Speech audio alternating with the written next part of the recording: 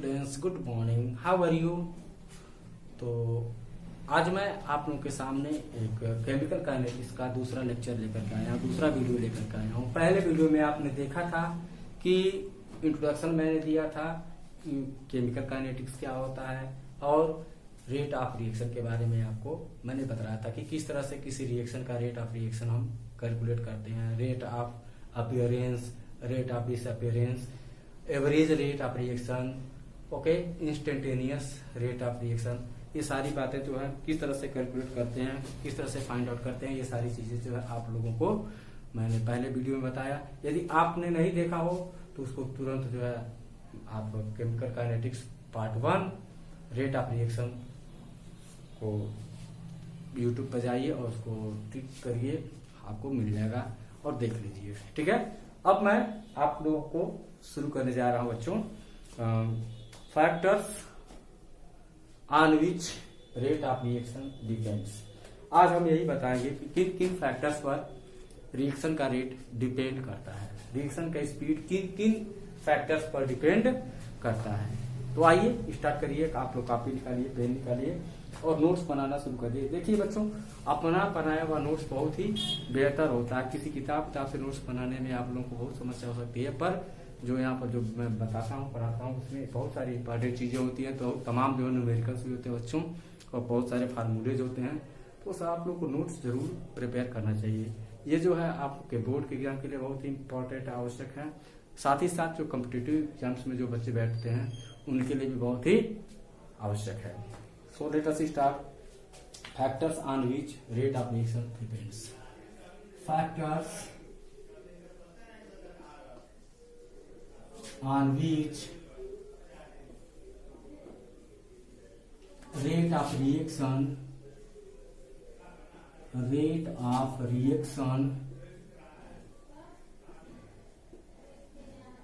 factors on which rate of reaction depends। Rate of reaction को बच्चों हम पिछले लेक्चर में आर वार कहे थे। डिपेंड्स किन किन फैक्टर्स पर रिएक्शन का रेट डिपेंड करता है।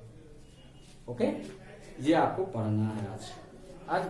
वैसे बच्चों जो है मुख्य रूप से तो दो ही फैक्टर्स पर जो होता है ब्रॉडली जो है रेट ऑफ रिएक्शन डिपेंड करता है। एक होता है टेम्परेचर और दूसरा होता है कंसंट्रेशन।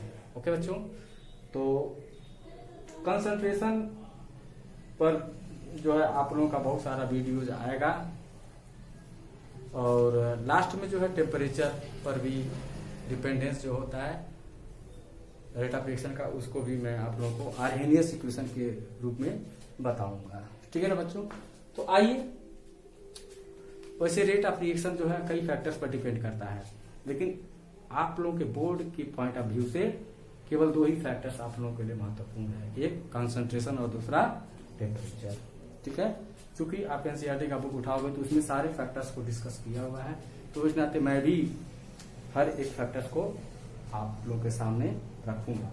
ठीक है, तो पहला फैक्टर है बच्चों, पहला फैक्टर क्या होता है, nature of reactant. Nature of reactant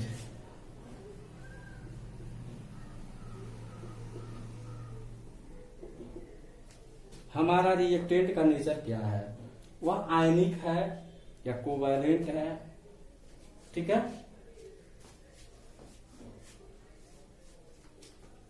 मान लीजिए कि आयनिक है, रिएक्टेंट कैसा है, आयनिक, आयनिक रिएक्टेंट है, तो रिएक्शन बहुत ही फास्ट होगा। जैसे मान लो बच्चों NaCl है और उसमें हमने मिलाया AgNO3 और क्या बनेगा, छुप छुप करके AgCl का व्हाइट PPT बन जाएगा और NaNO3 बन जाता है। ये देखो बच्चों, इसमें ये सोडियम का आयन होगा, Cl का माइनस आयन होगा, ऐसे यहाँ पर Ag का आयन होगा और Na3 का माइनस आयन। ये आयन क्या होंगे, Na जो है NO3 के साथ मिल जाएगा, NaNO3 बन जाता है। क्या बन जाता है बच्चों, सोडियम नाइट्रेट। ऐसे ही Ag के साथ Cl जाता है और AgCl बना लेता है। इस रिएक्शन को होने में बहुत ही कम समय लगता है, माइक्रो सेकेंड लगता है बच्चों। 10⁻⁻6 सेकेंड में यह रिएक्शन हमारा पूरा हो जाता है। तो इस तरह से आयनिक रिएक्टेंट होते हैं तो उनका रेट ऑफ रिएक्शन जो होता है बहुत ही हाई होता है। Rate of reaction of ionic reactant is very high. Okay बच्चों, आयनिक रिएक्टेंट्स के लिए रेट ऑफ रिएक्शन बहुत ही हाई होता है। आयनिक रिएक्टेंट होने पर रेट ऑफ रिएक्शन बहुत ही हाई होता है। मान लीजिए बच्चों कोवैलेंट रिएक्टेंट है, कोवैलेंट रिएक्टेंट, जैसे आपने हैबर मेथड से जो है अमोनिया बनाने के लिए देखा है, N2 + 3H2 = 2NH3। इसमें होता क्या बच्चों, नाइट्रोजन के बीच जो होता है बांड होता है ट्रिपल, हाइड्रोजन के बीच जो होता है सिंगल कोवैलेंट बांड होता है। यहां पर ये पुराने बांड टूटते हैं,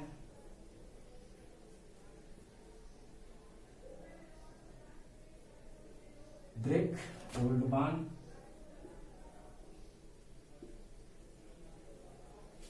और यहां पर बच्चों नए बांड्स बनते हैं, न्यू बांड्स फॉर्म। तो ये प्रोसेस होने में समय लगता है, बढ़िया सा अच्छा खासा समय लगता है। यह प्रोसेस कैसा है, टाइम कंज्यूमिंग प्रोसेस है, टाइम कंज्यूमिंग प्रोसेस हो जाता है। इसमें अच्छा खासा समय लगता है, इसीलिए इसका रेट ऑफ रिएक्शन बच्चों जो होता है लो होता है। Rate of reaction of covalent reactant low. Covalent reactant के लिए रेट ऑफ रिएक्शन जो होता है बच्चों वह लो होता है, जबकि आयनिक रिएक्टेंट के लिए रेट ऑफ रिएक्शन हाई होता है, बहुत हाई होता है। कोवैलेंट रिएक्टेंट में ओल्ड बांड टूटते हैं, टूटने में समय लगता है, फिर नए बांड बनते हैं, इन नए बांड्स के बनने में भी समय लगता है।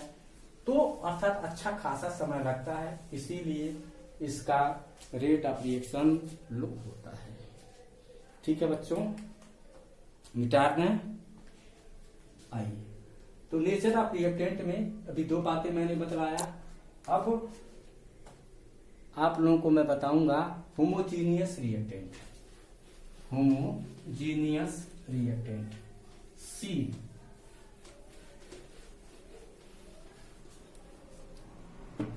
होमोजीनियस रिएक्टेंट ये भी हो गया होमोजीनियस या होमोजीनियस रिएक्टेंट।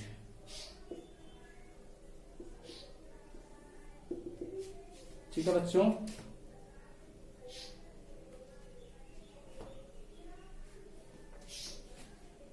और heterogeneous reactant, heterogeneous reactant.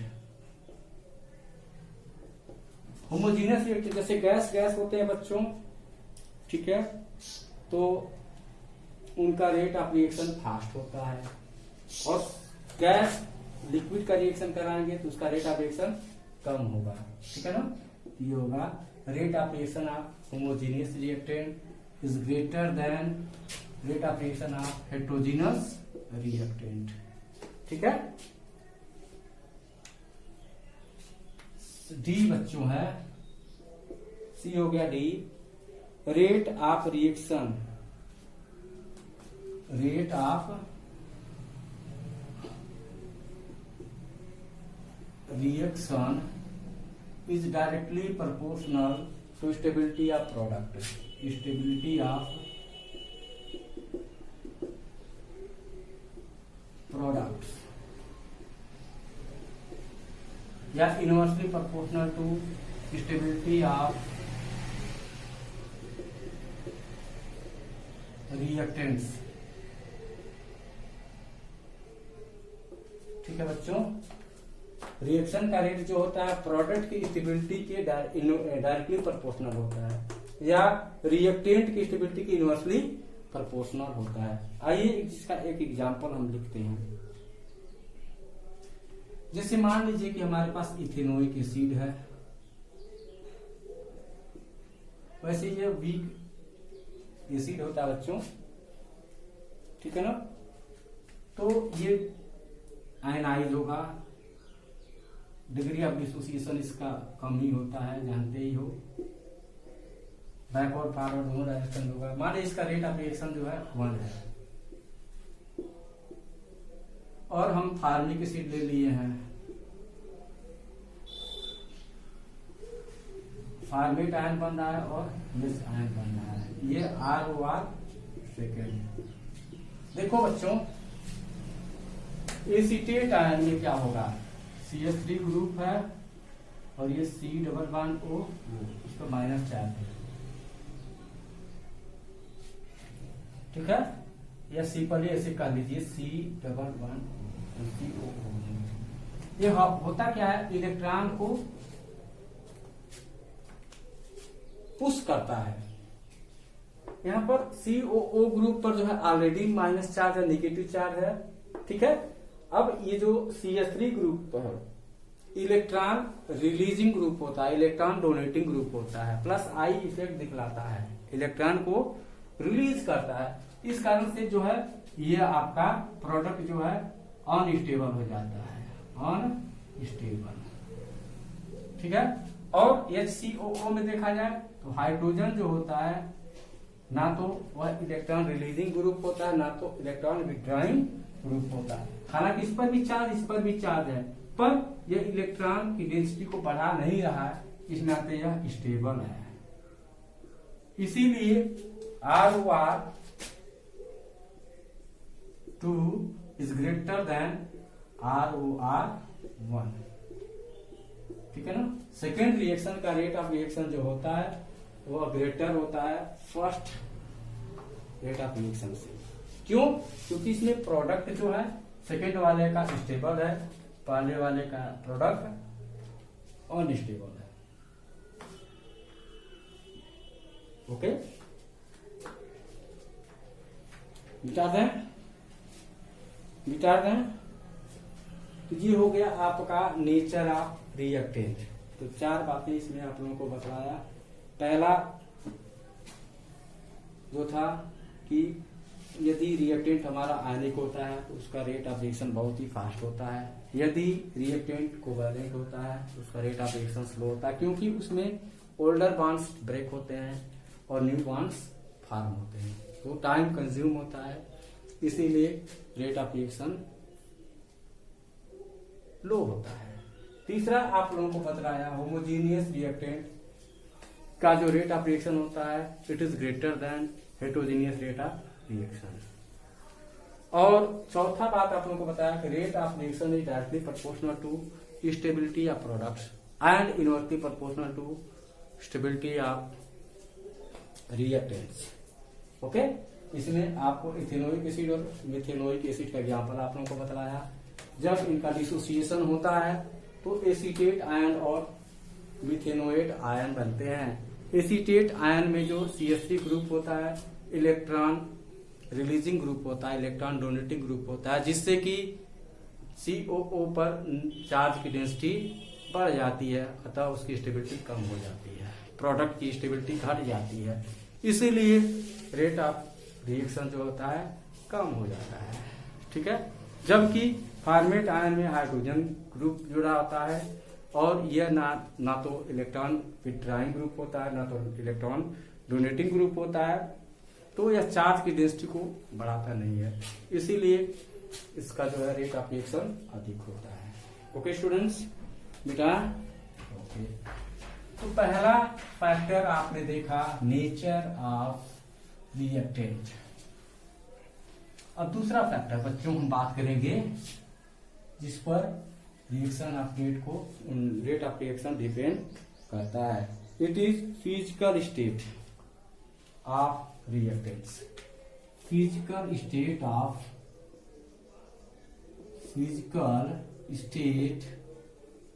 Of reactants. Physical state of reactants. तो बच्चों देखा गया है कि जो गैस होते हैं इनका रेट ऑफ रिएक्शन ग्रेटर होता है लिक्विड से, ओके, और लिक्विड का रेट ऑफ रिएक्शन ग्रेटर होता है सॉलिड के। क्यों?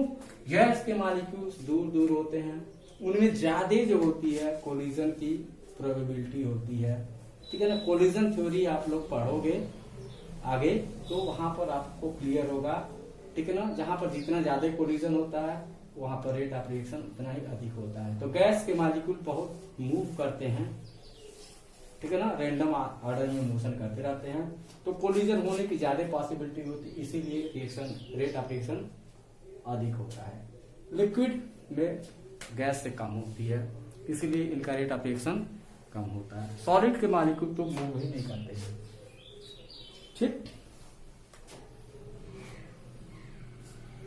आइए अब तीसरी जो है factor surface area. Surface area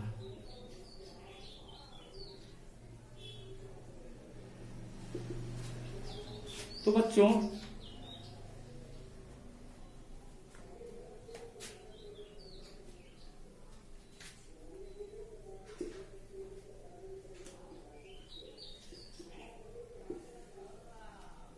ये फैक्टर तभी काम में आएगा जब रिएक्टेंट हमारा सॉलिड हो। रिएक्टेंट कैसा हो? सॉलिड रिएक्टेंट हो, ठीक है। रिएक्टेंट हमारा सॉलिड हो तब सरफेस एरिया जो है प्ले में आता है। इस कंडीशन में क्या होगा? Rate of reaction directly proportional to surface area. Surface area, ठीक है। जैसे मान लो बच्चों आपके पास एक ये कप है, चाय तो पीते ही हैं, चाय नहीं तो काफी पीते होंगे, ठीक है। मिल्क मान लीजिए है और इसमें आपको रख दिया गया शुगर। ये शुगर का क्यूब है। एक ऑप्शन हो गया, पहला ऑप्शन हो गया ये, और दूसरा ऑप्शन है सेकेंड ऑप्शन, आपको दे दिया गया छोटा छोटा शुगर पाउडर। शुगर पाउडर हो गया तो क्या होगा? इसको डालोगे जल्दी घुलेगा या इसको डालोगे तो जल्दी घुलेगा? ये जो है शुगर पाउडर डालने से जल्दी से ये जो है इसमें डिजॉल्व हो जाएगा, ठीक है ना। बड़ा ये जो शुगर क्यूब होगा इसको डालोगे तो क्या होगा? बीच के जो मॉलिक्यूल्स होंगे शुगर के वो कांटेक्ट में नहीं आएंगे, ठीक है ना। मिल्क या वाटर के कांटेक्ट में नहीं आएंगे, इस नाते वो जो डिजॉल्व नहीं होंगे। जबकि शुगर के पाउडर का सरफेस एरिया अधिक होता है, जैसे ही हम मिल्क या वाटर में डालते हैं तो तुरंत जो होता है उसमें डिजॉल्व हो जाता है, ठीक है ना बच्चों। शुगर पाउडर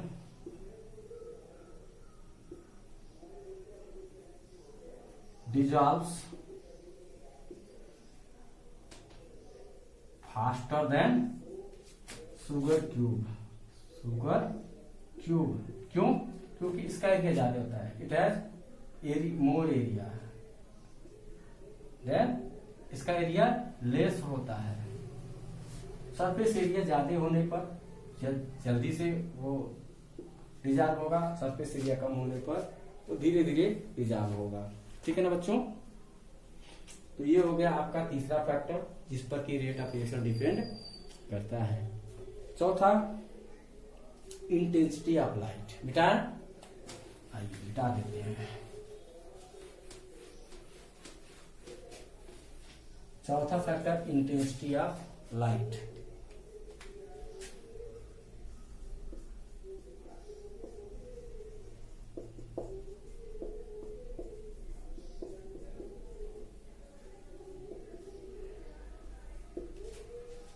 ठीक है,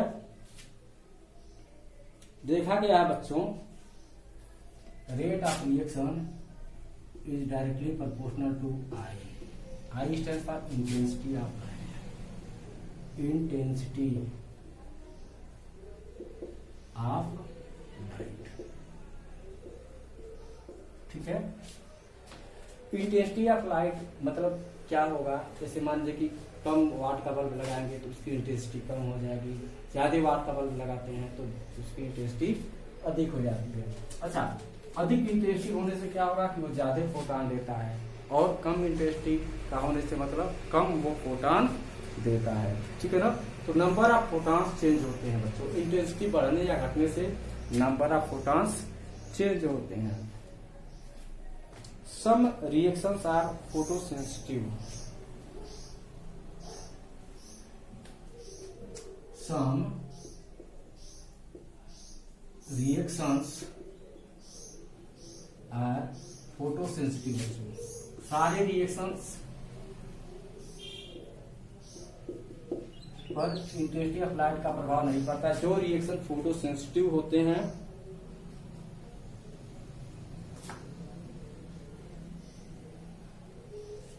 फोटोसेंसिटिव का मतलब क्या होता है, लाइट सेंसिटिव। ऐसे रिएक्शन को फोटोकेमिकल रिएक्शन भी कहा जाता है। क्या कहते हैं, फोटोकेमिकल रिएक्शन कहा जाता है। तो इन पर जो होता है इंटेंसिटी का प्रभाव पड़ता है। इंटेंसिटी बढ़ जाए लाइट का तो रिएक्शन का रेट बढ़ जाता है। लाइट की इंटेंसिटी कम कर दें तो रेट ऑफ रिएक्शन डिक्रीज हो जाता है। जैसे मान लो एग्जाम्पल हमने देखा था, H2 + Cl2 gives 2HCl। ये गैस है, ये भी गैस है और ये भी गैस है। और यहाँ बच्चों ये चिन्ह, यहाँ पर लाइट दिया जा रहा है, प्रोटॉन दिया जा रहा है, ठीक है। यदि एनर्जी बढ़ा दिया जाए तो होगा क्या, जल्दी HCl का फॉर्मेशन होने लगता है।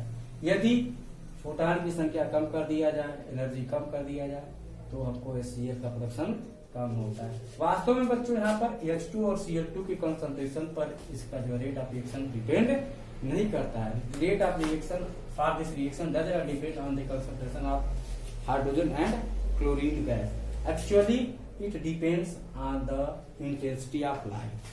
Okay, greater the value of intensity, greater is the product. Okay,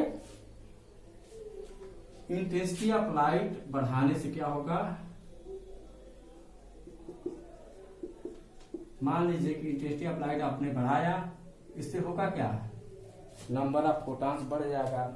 number of photons बढ़ जाएंगे बच्चों, नंबर ऑफ फोटॉन्स बढ़ेंगे, इससे क्या होगा, रेट ऑफ रिएक्शन जो होगा वो बढ़ जाएगा। रेट ऑफ रिएक्शन बढ़ जाता है। ओके, तो इसको नोट करिए, फिर आगे बढ़ते हैं, मिटाते हैं जल्दी से। वीडियो को पास करके मिटा नोट कर लीजिए, मिटा।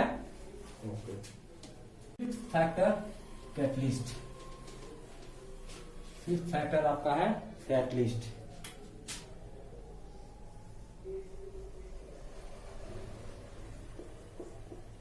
कैटलिस्ट एक्चुअली बच्चों कैटलिस्ट होते क्या हैं,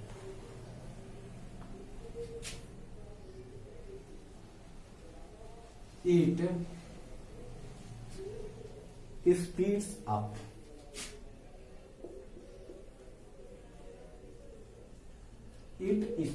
up the rate of chemical reaction,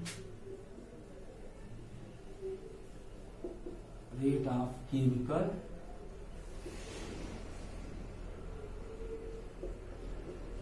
reaction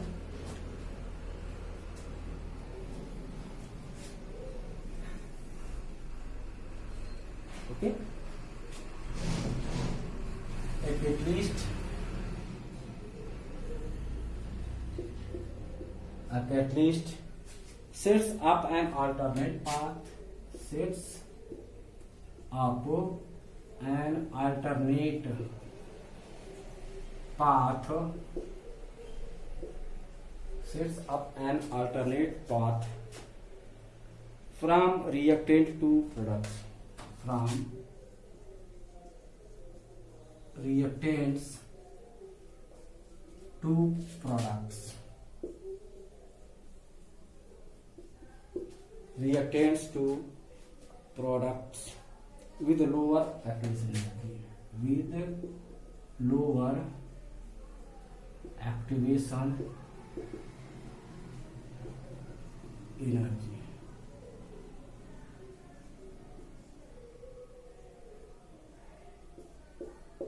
okay, catalyst क्या करता है बच्चों? देखो एक मैं ग्राफ बना रहा हूं, ये आपका एनर्जी हो गया एक्सिस। ओके, और ये जो है कंसंट्रेशन है रिएक्टेंट और प्रोडक्ट का। मान लीजिए कि रिएक्टेंट का कंसंट्रेशन यहां पर है, ये रिएक्टेंट है और यहां पर आपका प्रोडक्ट है।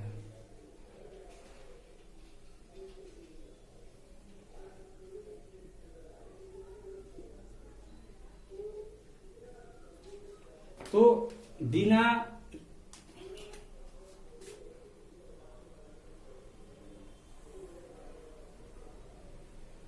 ठीक है, यहां पर ये जो आया आपको जो प्राप्त हो रहा है, ये इसको क्या कहेंगे हम? एक्टिवेशन एनर्जी कहेंगे, ई ए कहेंगे, एक्टिवेशन एनर्जी। ठीक है, विदाउट कैटलिस्ट, कैटलिस्ट नहीं रहता है तो एक्टिवेशन एनर्जी का वैल्यू अधिक होता है। मान लीजिए कि हम कैटलिस्ट यूज कर रहे हैं तो क्या होगा? रिएक्टेंट और प्रोडक्ट के बीच, रिएक्टेंट और प्रोडक्ट के बीच एक दूसरा अल्टरनेट पाथ सेट हो जाएगा और वहां पर जो है उसका एक्टिवेशन एनर्जी ये हो गया। ये क्या है? एक्टिवेशन एनर्जी है, एक्टिवेशन एनर्जी विद कैटलिस्ट। तो देख रहे हैं कैटलिस्ट यूज करने से एक्टिवेशन एनर्जी में इतना डिफरेंस आया। अब इस रेंज में क्या होगा? बहुत सारे मॉलिक्यूल्स जो होंगे, ठीक है ना, आ जाएंगे और रिएक्शन का रेट बढ़ जाता है। तो कैटलिस्ट यूज करने से हमारा रिएक्शन जो होता है फास्टर होता है। जैसे एग्जांपल के रूप में देख लो, कॉन्टेक्ट प्रोसेस में, कॉन्टेक्ट प्रोसेस सल्फ्यूरिक एसिड बनता है। क्या बनता है? Sulphuric acid. तो सल्फर डाई ऑक्साइड और ऑक्सीजन से सल्फर ट्राई ऑक्साइड बनाया जाता है। इसमें NO जो होता है कैटलिस्ट का कार्य करता है। NO किसका कार्य करता है? कैटलिस्ट का कार्य करता है। वास्तव में इस रिएक्शन में सल्फर ट्राई ऑक्साइड का जो प्रोडक्शन होता है, सल्फर डाइऑक्साइड या ऑक्सीजन के कंसंट्रेशन पर डिपेंड नहीं करता, सिर्फ और सिर्फ कैटलिस्ट पर डिपेंड करता है। यहाँ पर rate of reaction is directly proportional to the concentration of NO। यदि जितना ज्यादा हम NO मिलाएंगे उतना ही ज्यादा हमको सल्फर ट्राई ऑक्साइड प्राप्त होता है। तो समझ में आ रहा है बच्चों? इसको नोट करिए, मिटाएं, मिटा दें, मिटाएं। ओके, ठीक। आइए अब 6th फैक्टर की बात करते हैं। कैटलिस्ट हो गया। छठा फैक्टर है टेम्परेचर। यही जो है टेम्परेचर आप लोगों को इसमें पढ़ना है मुख्य रूप से, और कंसंट्रेशन। छठा जो है टेम्परेचर।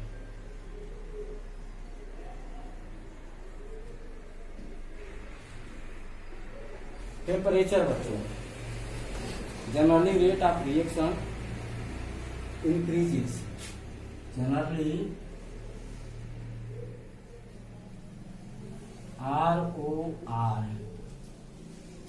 generally ROR increases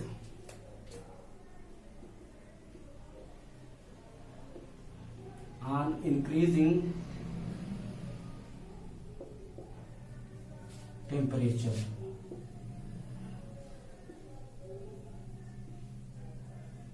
ठीक है, पहली पॉइंट हो गया। प्रायः टेम्परेचर बढ़ाने से रिएक्शन का रेट इंक्रीज होता है। On 10 degree centigrade, on 10 degree Celsius, okay, rise in temperature rise in temperature ROR increases 2 to 3 times. ROR increases 2 to 3 times. 2 to 3 times. Okay बच्चों, इसमें आप लोगों को पढ़ने को मिलेगा अगले वीडियो में, नेक्स्ट आगे चल करके मिलेगा आर्हेनियस इक्वेशन। आर्हेनियस इक्वेशन मिलेगा पढ़ने को। आगे जब पढ़ोगे वीडियो में आर्हेनियस इक्वेशन मिलेगा पढ़ने के लिए। आर्हेनियस इक्वेशन बच्चों होता है k equal to A e raise to the power minus E a by R T. ये आर्हेनियस इक्वेशन है जिसमें k होता है रेट कांस्टेंट। रेट कांस्टेंट ये जो होता है pre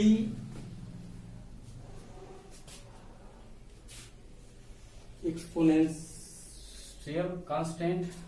pre exponential constant. E exponential constant.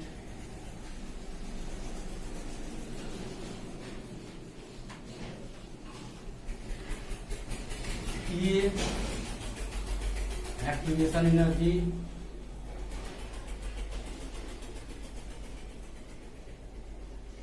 Are gas constant.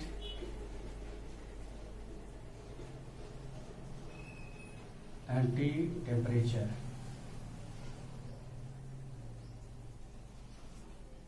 Okay, ये सारी बातें जो है आज आपको नहीं पढ़ना है फिलहाल। इसको एक फ्रेश वीडियो बनेगा Arrhenius equation temperature dependent on the rate of reaction, वहां पर इसको बहुत ही विस्तार पूर्वक बताया जाएगा। ठीक है ना। फिलहाल इंट्रोडक्शन आप लोग को मिल गया होगा आर्हेनियस इक्वेशन के बारे में। मिटाएं, इतना मिटा दें। ओके, अब बच्चों सातवां फैक्टर होता है कंसंट्रेशन। सातवां फैक्टर होता है concentration that determines the rate of reaction. Okay, concentration बहुत ही इंपॉर्टेंट होता है बच्चों। Concentration concentration concentration of reactants. कभी कभी क्या होता है प्रोडक्ट का भी कंसंट्रेशन जो होता है बच्चों ROR को इफेक्ट करता है। ठीक है ना। चलिए, तो दो तीन बातें नोट कर लीजिए। Generally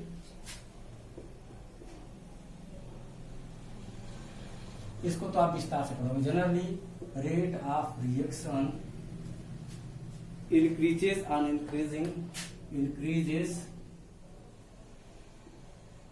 increasing concentration of reactant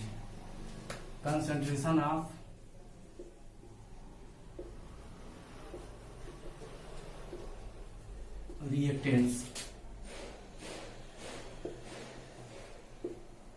okay, reactant का कंसंट्रेशन बढ़ाने से रेट ऑफ रिएक्शन इंक्रीज होता है।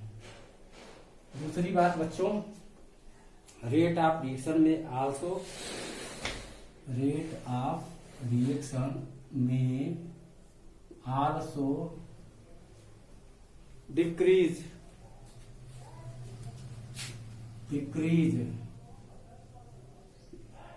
On increasing concentration of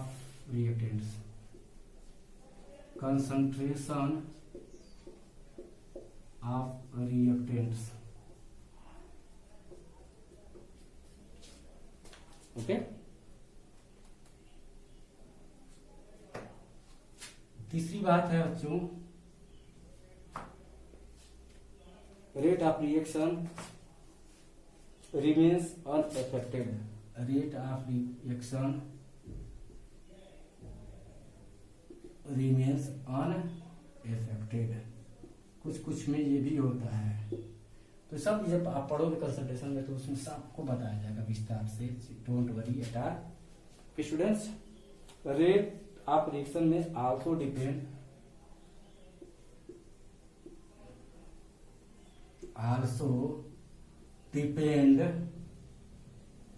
rate of reaction may also depend upon product concentration. Products concentration मतलब रेट ऑफ रिएक्शन प्रोडक्ट के concentration पर भी depend करता है। रेट ऑफ रिएक्शन में depend upon rate of reaction may depend upon one or all or none of reactants concentration. Reactants concentration. Concentration